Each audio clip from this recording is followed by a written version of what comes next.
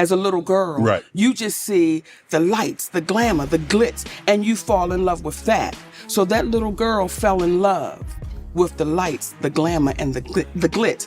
That little girl fell in love with a woman named Oprah Winfrey. She had him on speakerphone. And that when she was talking to him, in that room was a man named Reggie Wells, who just passed, who used to be Oprah Winfrey's makeup artist, who he had a conversation with me and my husband.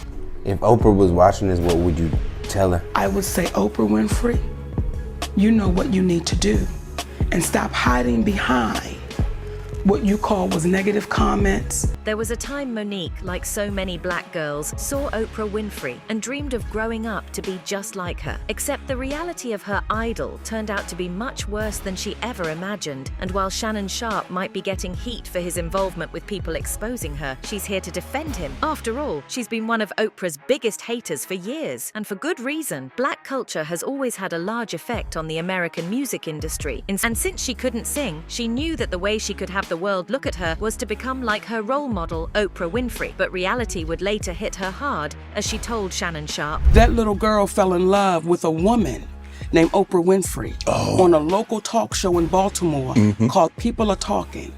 And when I looked at that woman, Shannon, I saw me. I saw a big woman with a big head, big shoulders, and big feet.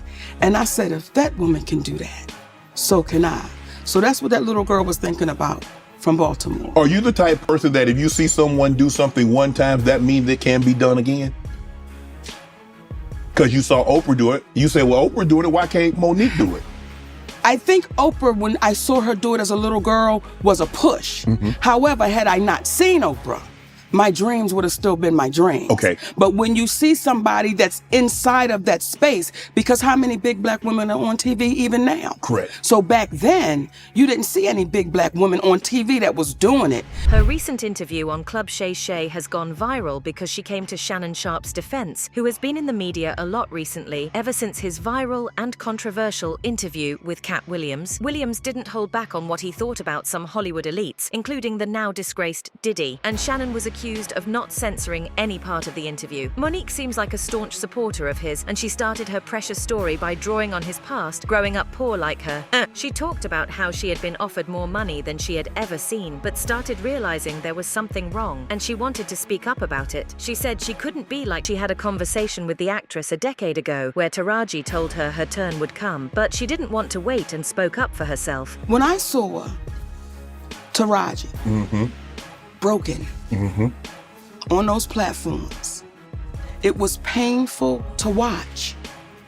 However, Taraji and I had a conversation over a decade ago. Yes. In my trailer when I was doing the Monique show. And she said, you know, you got to keep on getting it until your turn comes.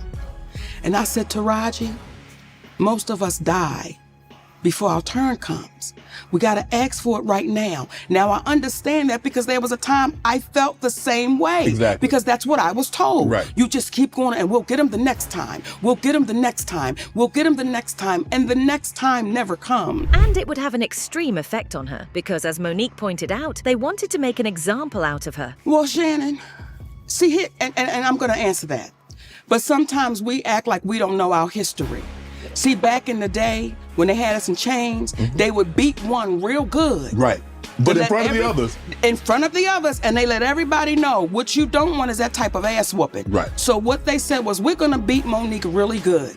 We're gonna sit her down. And I made it public. Financially, my family took a hit, Shannon. And when I tell you we took a hit, we took a hit. She's referring to her fight with Tyler Perry, Lionsgate, producer Lee Daniels, and Oprah over the release of her movie Precious. So what happened? The problem started with the promotions of the film. She attended all the promotional events for the film in America, which were part of her contract. I appreciate you asking me that, Wanda. When people were saying that I wasn't promoting Precious, if you just look for yourself and don't take my word for it, during that time, I promoted the heck out of that movie. I was on the Oprah Winfrey show, we were doing magazines, we were doing radio interviews. So all the promotions that needed to take place in America, I was more than happy and more than willing, because that's what you do when you're trying to promote a movie. The issue came with overseas promotions, which she wasn't contractually obligated to do and was now too busy for. She wasn't even going to be paid for it. You said you know who this individual is, and the question that I would ask you is, if Lionsgate is not making a demand to us by simply asking what would it take to get Monique there, how is it a demand to give a retort, which is, was there a dollar amount associated with this? And then they reply, we do not pay for promotions. And we said, we completely understand. However, I would be remiss in not doing what I was supposed to do when someone says you have completed your obligations, or you, from a state side, she took that on as this is her obligation. Again, the proof is in the pudding. You've seen what it is that she's done. But when we say you've completed it and we want you to come in and do something for us, and the upgrade is that we're going to fly you over there first class and treat you well, but you really don't get an opportunity to enjoy it. And there was one other amenity that they had added on. We could even allow you to stay there a little later after everything is over. She respectfully declines. And that is all it took for Oprah and Tyler Perry, black juggernauts who should have supported her, to blackball her in the industry. The problem is that this is after they both told her they understood where she was coming from. Tyler Perry tried to tell her that going to Cannes and winning an Oscar would get her better deals in the future. In reference to Tyler Perry and Oprah Winfrey calling, they did. And Sydney and I did speak with both of them. Tyler Perry's conversation, he and I actually had in Las Vegas at one of Steve Harvey's neighborhood awards. And Tyler Perry called me into his room. He said, Monique, listen, if you go and promote this film, and I'm sorry, if you promote for the campaign of the Oscars, your next film, if you just get nominated, will be between $3 to $5 million. If you win it, it's between $6 to $8 million, because they were trying to get me to understand why I should go to Cannes in France to do the film festival. And I said to Tyler Perry in his room, and again, we always say, don't take my word for it. I said to Tyler, I said, brother, what I'm not into is the song and dance. I can't make that trip for free in the hopes that something may happen. Now, I've done all I'm supposed to do contractually and what I was obligated to do to promote that movie here. Well, no one knew the movie was going to do all of that. Right. Because initially, Lee was upset because before we went to the film festival in Sundance and it started getting all the hype, the studios were saying, who's going to want to see two fat black women on the big screen? No, thank you. And Oprah even told her that she was right. So when it came to us going to France, Oprah Winfrey, she did call. And when she and I initially talked, she said, what is it going to take to get you here in France? I said, sister, absolutely nothing. I am in the bed with my man and my children watching Curious George. Well, she kept asking questions, and at that point, Sydney got on the phone with Oprah Winfrey, and they had a conversation. And when they were done speaking, she said, I totally understand. Now, I then get a call back from Lee Daniels, and he said, wow, Oprah came up to me and said, you're right. She's really not impressed with all of this hoopla and awards. This meant that even after winning an Oscar, her career suffered rather than flourishing. On Club Shay Shay, she brought up two people in particular. One was obviously Tyler Perry, who admitted to starting a rumor about her being difficult to work with. I can't speak for Oprah. I can't speak for Oprah. Will you do that? My experience. I certainly can. I've never worked with Monique. All I can speak for is my experience on pressure. I don't give a damn about saying that. Would you do what you wanted done for you, Tyler? It's real simple. Would you do what you would want done for you? Because you told David when he said his experience was wonderful, you said that was not your experience. And the question I would have, what did you experience with Monique and or I that made your interaction with us displeasurable? Especially, I see exactly where you're going. What made my interaction displeasurable is to have to try to navigate between Precious, Lee, Monique not wanting to do any international press, not getting paid, having to navigate through all of that. That's where my problem was. The second was Steve Harvey. Hello everybody, welcome to the Impressive Channel.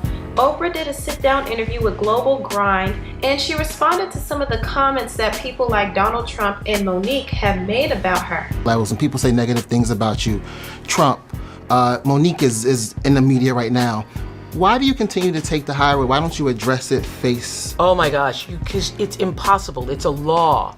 You can't meet negative energy where it is. You have to rise above it. You have to transcend it. I would never stoop to try to meet somebody where they are negative. Of course, Monique also had a reply to that. Well, Monique swiftly responded to this interview and she said, Oprah, there is a difference between negativity for the sake of being negative, and there's a difference between the truth, which may be negative. If you notice, what you're not saying is, I've lied about anything, and that is very telling, don't you think? #truth will set you free. And the worst part is that the Precious debacle isn't the only reason Monique has an issue with Oprah. Oprah invited the actress's brother, who had molested her as a child, onto her show, and her parents, which she had not informed or taken permission for. She recounted that Oprah had initially wanted her and her brother on the show, but Monique had said that while she could acknowledge people could change and didn't mind her brother being on the show, she didn't want any part of it. Now, Monique, when she was younger, she was molested by her brother Gerald. And Oprah invited her brother Gerald to her talk show to talk about it. And not only that, she invited her mother and her father, which Monique was completely against. Oprah on the phone. Oh, okay. Let me get it. Hey, sis, how you doing?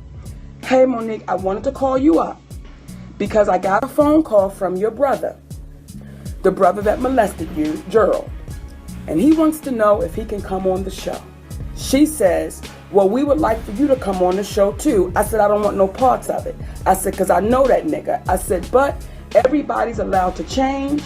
And my brother could truly be a changed person, and he could come on the show and explain it. But soon after the show aired, she realized that her parents were also on the show, even though she had told Oprah she wasn't on good terms with her mother. I shared with this woman, especially about my mother. Now I want y'all to hear me. I shared with Oprah Winfrey that me and my mother were not on good terms. The show comes on with Monique's brother Gerald, the one who molested her. Then we were surprised to see her mother, her father, and her brother. Now I'm watching the show with my mother, and keep in mind, me and my mother ain't spoken a minute, and we really going through it.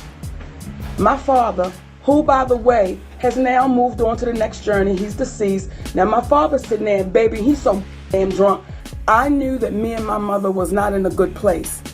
And had Oprah Winfrey said to me, oh, by the way, sis, I have your mother, I would have said, shut that down, because I don't want the world seeing my mother being so greedy over money that she's willing to do anything to go on your show and know that my brother is lying. Rather than apologizing, Oprah proceeded to gaslight Monique. This is what this woman says to me.